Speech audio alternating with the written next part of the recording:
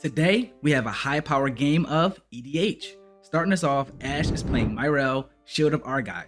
Myrel makes tokens on tokens on tokens on tokens ad nauseum, and then turns off our interaction by not letting us cast spells on Ash's turn. Next, Will's gonna be playing the Ur-Dragon. You know what the Ur-Dragon does. Sits in the command zone, making all his dragons cheaper so he can cast more dragons and eventually kill us all in a burning hellfire. Next, we have Mark. Mark is playing the Locust God, trying to wheel, making us draw a lot of cards, him draw a lot of cards, make a lot of insects with haste, and kill us with some kind of combo here or there.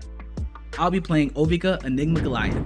This deck is similar to Mark's game plan, only I'm trying to make a bunch of goblins and win by comboing out using Storm.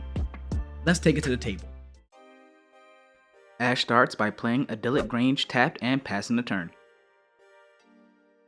Will plays a Ketria Triome and does the same.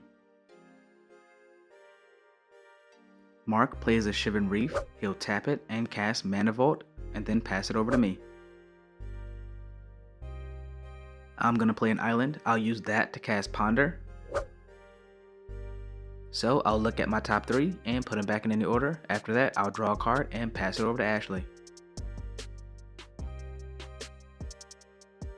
Ashley plays the Plains, then she'll cast Loyal Warhound. It's a 3/1 with Vigilance, but none of the other text matters right now, so she'll pass a turn after that. Will plays the Sacred Foundry tapped and passes over to Mark. Mark plays a Volcanic Island, and then he'll cast Mystic Remora. We all make a deal not to feed the fish for the first go around the table. Sticking to the deal, I'll play a Mountain and pass it over to Ashley. Ashley plays the Plains, then she'll cast Welcoming Vampire. Whenever one or more other creatures with power 2 or less enter the battlefield under her control, she gets to draw a card. The ability only triggers once each turn. She'll move to combat, sending 3 damage to Mark and passing it over to Will. Will plays a Command Tower and passes to Mark. Mark decides to pay for his fish upkeep and then he'll pass it to me. I'm going to start my turn by casting Arcane Signet, triggering Mystic Remora, so Mark gets to draw himself a card. My land for turn is going to be a Lotus Field. It taps for 3, but I have to sacrifice 2 lands when it ETBs. I'll go ahead and sacrifice my 2 lands and pass the turn. Ashley plays the Plains, then she'll cast her commander, Myrel, Shield of Argive. Argive? I'll let you decide. During her turn, her opponents can't cast spells or activate abilities of artifacts, creatures, or enchantments. Whenever Myrel attacks, Ashley gets to make X 1/1 colorless soldier artifact creature tokens where X is the number of soldiers she controls. She'll move to combat and send Welcoming Vampire at will, and the Doge is going to go at Mark once more.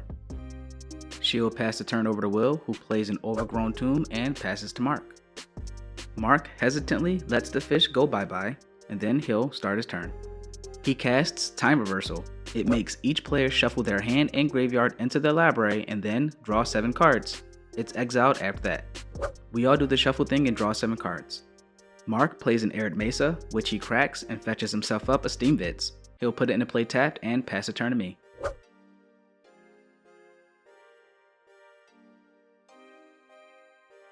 I'm going to start my turn by playing a Talisman of Creativity. Then, with my floating mana and Arcane Signet, I'll cast Expressive Iteration. I look at my top 3 cards, I send 1 to the bottom, I put my island into exile, I put 1 card into my hand, and then I'll play the island from exile, passing the turn from there. Ashley plays the Snow-Covered Plains, and then she'll cast Authority of the Consuls, making our creatures ETB tapped while also gaining her life. Then she'll cast Skull Clamp, and after that she'll cast Rumor Gatherer, which lets her scry whenever a creature enters the battlefield under her control, unless it's the second time the ability is triggered, because then she gets to draw a card. That's going to trigger Welcoming Vampire, so she'll draw. Moving to combat, she'll send Welcoming Vampire at will, with Myrel and Loyal Warhound going at Mark. Myrel triggers, so they'll make a soldier for Ashley. Triggering Rumor Gatherer, so Ashley gets to scry. Good player scry to the bottom, so she'll do that and pass it over to Will.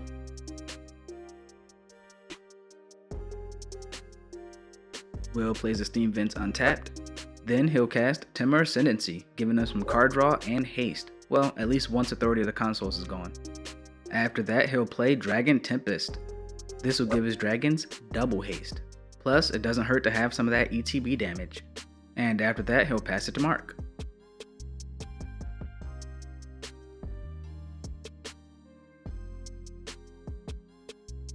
Mark plays an island, and then he casts Goblin Bombardment before passing it over to me. I'm going to play an island, then I'm just going to run my commander out into open blue mana. I'll go ahead and pass a turn, after I tap my commander of course. Ashley plays the plains, and then she'll move straight to combat, sending Myrel and Loyal Warhound at me for 6 damage. She'll send Welcoming Vampire at will, and Rumor Gatherer is going to go at Mark. This attack is going to trigger Myrel, so they'll give Ashley 2 more soldiers. Those soldiers entering is going to trigger Welcoming Vampire, so Ashley will draw. And let's not forget Rumor Gatherer, so she'll get to scry and draw. Lastly, she'll cast Sanctuary Warden. It enters with 2 shield counters on it, and when it ETBs, she can remove a counter from a creature or planeswalker she controls. If she does, she gets to draw a card and make a 1/1 green and white citizen creature token. So she'll only enter with 1 shield counter because Ash is going to go ahead and remove 1. She'll get her token, draw her card, and pass the turn. Will plays a Goldspan Dragon. It'll enter the battlefield tapped. He'll deal 1 Dragon Tempest damage to Ashley, and then he'll draw a card thanks to Timur Ascendancy. He'll play a Croissant Verge as a land for turn, and then pass the turn over to Mark. Mark plays a Mountain, and then he'll cast Time Warp, targeting himself to take an extra turn. He'll untap and draw for his extra turn, and kick the turn my way.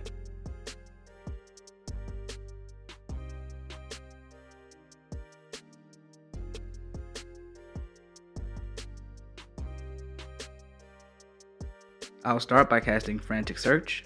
I'll draw 2 cards, discard 2 cards, and untap 3 lands.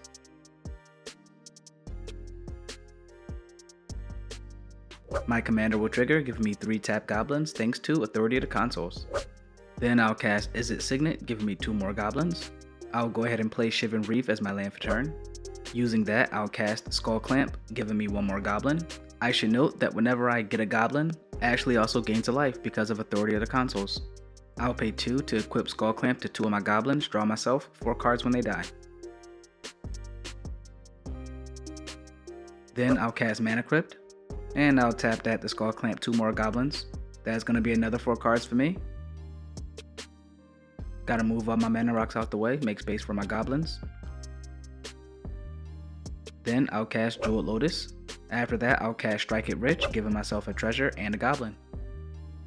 After that, I'm going to cast Battle Hymn, giving myself 1 red mana for each creature I control. On cast, I'll get 2 goblins, so that'll put me at 6 creatures. With 3 of that mana, I'll cast Shared Animosity. Gives all of my goblins +1/+0 for each goblin I control. I'll make 3 more goblins, then I'll cast Underworld Breach. This enchantment gives each non-land card in my graveyard Escape, so I can cast it by exiling 3 cards. I'll go ahead and exile 3 cards and recast Frantic Search. So I'll draw 2, discard 2, and untap 3.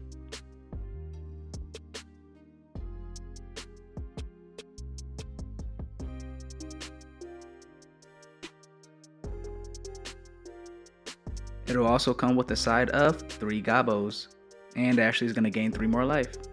Now I'm going to tap Lotus Field for 3 red mana. I'll float that along with 2 blue mana from my islands, and with that I'll be mana positive whenever I cast Frantic Search.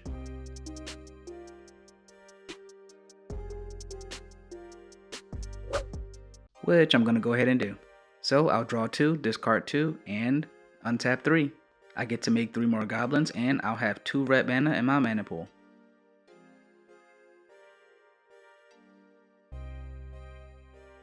I'm going to do that play again. I'll float 5 mana and cast Frantic Search.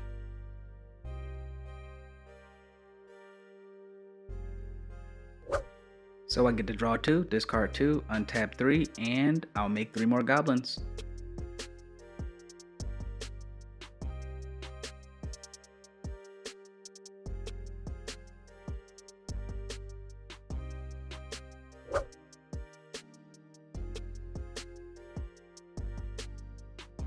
I'm going to use the 4 mana in my pool, and I'm going to cast Mana Echoes.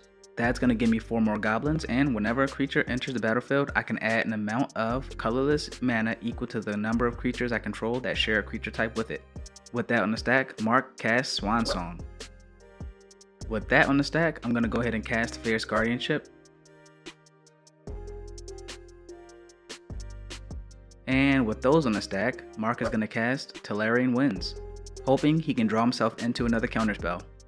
He'll discard 3 cards, he'll draw 3 cards, and he won't draw a counterspell, so my Mana Echoes will resolve. I'll get 3 more goblins from my Fierce Guardianship. I'm going to go ahead and float 5 mana again and do the Frantic Search game.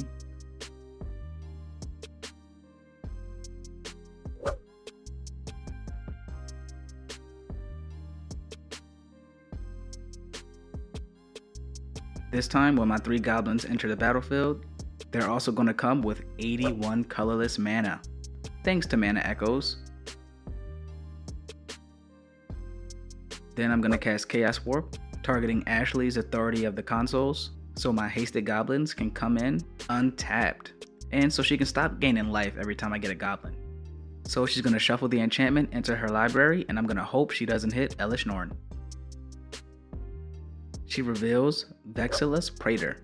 It gives her commander protection from everything, but more importantly, it's not a Elesh Norn. I'll go ahead and get 3 more goblins from my cast trigger, and that'll be another 90 colorless mana in my mana pool. I think I'm going to stop counting that mana now. I'll go ahead and tap 3 lands, floating 5 mana again. You know it, to go ahead and cast Frantic Search. I'll draw 2, discard 2, and untap 3. And I'm going to go ahead and get 3 more untapped hasted goblins.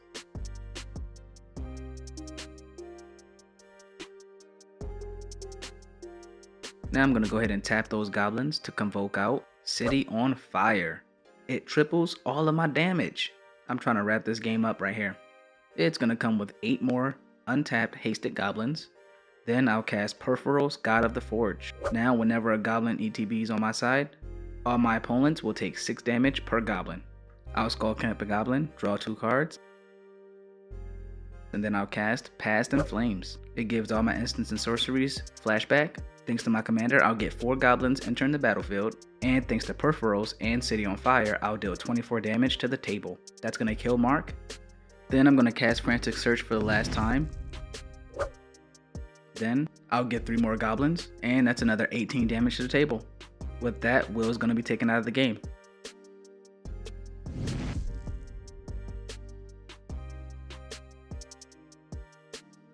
Then I'm going to cast Fact or Fiction. That's another 24 damage thrown at Ashley. I'll reveal the top 5 cards of my library, and she can separate them into 2 piles. From here, she just gives me whatever I want so we can wrap the game up.